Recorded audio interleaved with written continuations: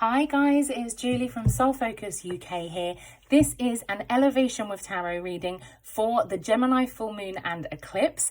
We are all about living a better life using tarot to guide us on that path. This is a collective reading for Pisces. That can be sun, moon and rising, or if you have the alignment in other places of your chart. Now, do bear in mind that because it is a collective reading, not all information will be for you. So if it isn't, just let it go. It's absolutely fine. There is a link to my website below if you are interested in private readings or any of my services and products.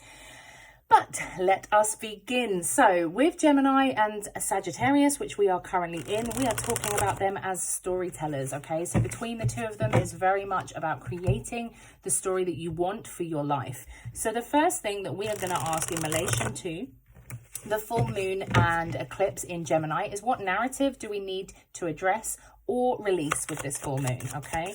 So Pisces, let's see what we get for you guys. Okay, could be financial. Oh, okay. Interesting. There could be a fear of starting again. There could be a belief that you are naive and don't have the information that you need to start. But I am telling you that yes, you can start with that naivety as long as you are careful, but you can create that new narrative in your mind. You don't have to stick to the old mind frame. It could be something that looks like it is stable and brings financial success to you. There is something that you are looking to do or start or build in relation to finances or something in the physical. So it could very well be like a house move or something like that. These kind of things are in the physical as well. So it's not just these beautiful coins here. Emperor. We've got a lot of masculine energy here for sure. So it could be around father figures. We do say that with the Emperor card here. So there could be narratives in relation to the things that have been taught to you by your father figure in your life or the partner in your life. It could very well be narratives that are wrong about being driven and successful. If you are, especially for someone in here is a Pisces female who is typically timid and doesn't want to step forward, but I am here to tell you that you can, and that narrative is wrong, that you can have both the masculine and the feminine energy. So there is a lot of masculine energy on this table here, but it is telling me that we need to correct that narrative to be able to move forward. Okay, what are the blocks that we've got here, please? Please tell me the blocks for Pisces in relation to this reading. Okay, planning and action. That's interesting. So that is really confirming what I've just said about like that action. You're feeling like you can't do that. You can't plan ahead. You can't be the one that is decisive. You can't be the one that is like the masculine energy, but we can create a new narrative at this point. It is very much about changing our viewpoint as we move forward. We've also got deception here, which I will show you. So as a blocking point, whether or not you have issues in relation to there has been deception in the past or you're worried about deception in the future, this is something that we can change the narrative on. And this could be a stumbling block that has been holding you back, okay? It could very well be in relation to the father figure, the masculine energy in your life as well. So just keeping that in mind, that it is stating that deception is a block. It's not necessarily saying that there is deception happening now. It is saying that this is a block. So this could stem way back to when you were a child. Just keeping that in mind. It doesn't have to be all about the now. So what is the overall message for Pisces, please? Oh, Sun. I like this. You've got the Fool there starting out and then this Sun card showing when I split the deck. So just keep that in mind. Okay, what is our overall message, please, for Pisces?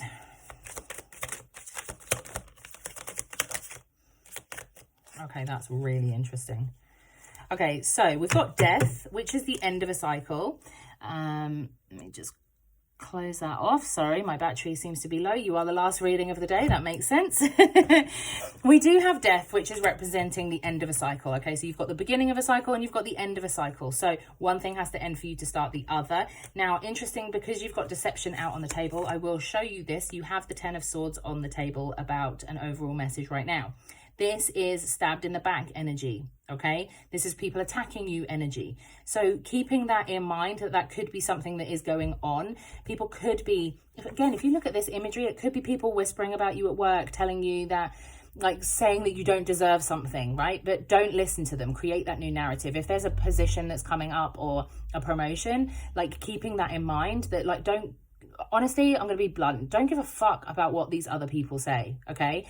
Let that shit go. Right? That is where the block is. You might be stopping yourself in relation to that. It's like, yes, my apologies, my phone cut out, so we've just had to stop and get back at it. So just saying again, this is not forever, right? So this position isn't forever. Like these people talking, or these people behind the scenes that have some shit to say, they're not forever. They're not important. They're not what we need to be focusing on or be worried about, okay? So really keeping that in mind at this time. I'm just going to actually ask for an additional card around this, because I want to know what you can sort of do to negate this. So let's just see, what do we need to do to navigate this? Ten of Swords and deception. Okay, they are referencing like tapping into your intuition for sure. And there's also Two of Coins here. So this Two of Coins is very much like about balancing act between finances. Is there a way to juggle? Is there a way to do something part-time elsewhere, or build something up behind the scenes, doing extra work? Something like that could really help like negate this kind of like bullshit at work, okay? I don't know who this is specifically for. Yeah, moving away from feeling trapped and those self-imposed boundaries. We've got the Eight of Cups here, which is very much about moving. Well, basically, it's about moving on. It's come out upside down and it's telling me that you have no choice but to move on. So for someone, if not more, you need to be moving away from this and away from these people. We've got the Ace of Wands, which does actually represent a new beginning in something more passionate, something that you're more spiritually connected to. Now, when I say spiritually connected to, I don't mean that it has to be of spiritual realm work, but it could very well just be something that you need to look at that is in alignment with your soul, okay? So as an example, I used to work with dogs. That was in line with my soul, okay? So that would come up as an Ace of Wands. So when I first started that, this would have been what was on the table. So it's like, it doesn't mean that it's something working in this realm. It can mean that it's something that you are supposed to be doing right now. So just keeping that in mind, that there are other options out there is what I will say. So the last card we will pull is for a positive action going forward. What positive action can we please have for Pisces moving forward? Ooh. Okay, Treasure Island. There's a couple here. Going with the flow. Time to move on. Chaos and conflict is going to come with that deception over there. It's very much like these are just backing up what we're saying, right? It's time to look at things, okay? How much longer can you just go along in this chaos and conflict? How much longer can you go along feeling unsure of what you need to be doing right now? This yin energy is very much about taking a step back, taking time to breathe, taking a time to recover from these things, but taking that time you can plan and it's really funny because obviously you have the Emperor energy, which is masculine, but we're then talking like, okay, we'll balance that out with some yin as well. They do make me laugh, but yeah, I think it's quite clear what they're trying to say to you. There is an opportunity for a new beginning. As I say, we've got that Ace of Wands and the Fool on the table. You've got the Death card saying that something has to end. The Eight of Cups meaning you have to move on, right? You can plan and you can actually get to where you want to go. Just remove these self-imposed boundaries, change the narrative about like that you can't do something, that you shouldn't do something, or change the narrative of like, oh, well, these people said A, B, and C, so I should be doing A, B, and C. Just change it. You don't have to stay with that narrative anymore, okay? So with that being said, I will leave that with you. I hope that it resonates. Please feel free to comment, like, and share, and I will see you in the next reading.